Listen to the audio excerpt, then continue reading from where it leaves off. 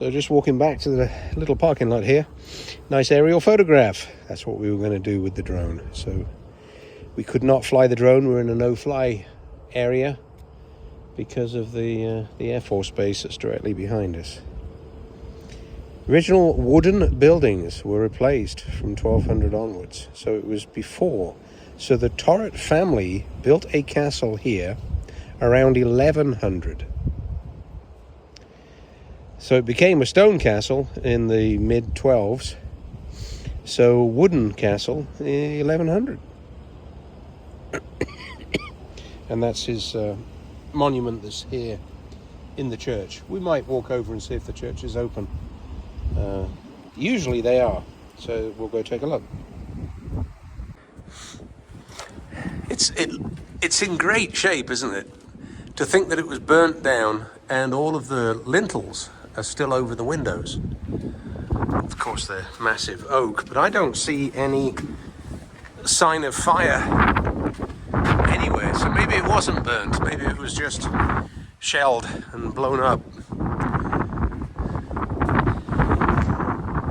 It's a little windy.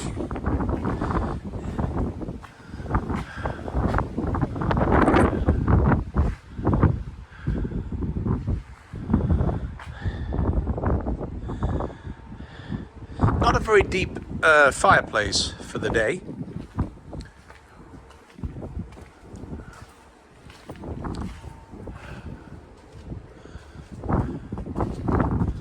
So, not a wood fireplace, but a coal fireplace. Fancy fireplace in that next room and the room above. So, my guess is that the main living quarters, or the fancy living quarters, and the fancy bedroom would be here. So this would be the great hall, and then above it would probably be the Lord's bed chamber.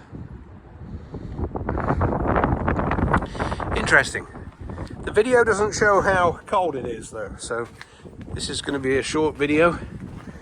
Over there is Shawbury. Some of my friends, Gary Sarchett, that we know and love.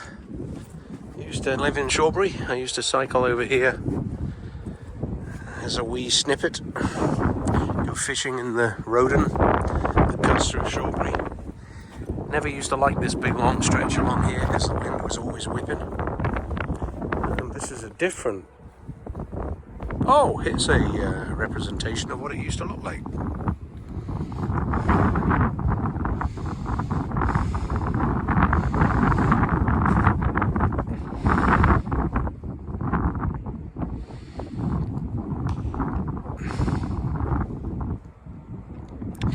So started renovating it in 1578.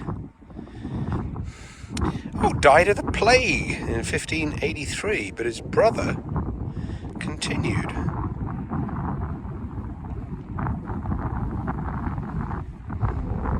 Oh, and it wasn't blown up by Cromwell in 1650, it was blown up by Cromwell in 1640.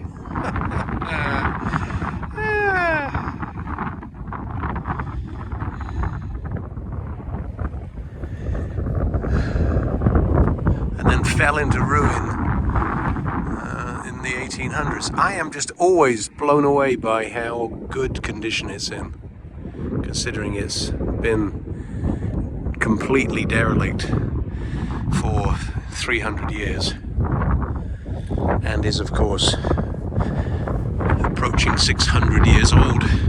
But it's just a family house, just a family home from the Corbett family. My friend Richard Corbett that I went to school with, that lived close to us in a village called Habnell, which is probably 5-6 miles in that direction. This is a distant relative. None of the family money remained, but he is a distant relative. Or at least he said he was. Nice big house. Huge big fireplaces in every room. Keep the place toasty.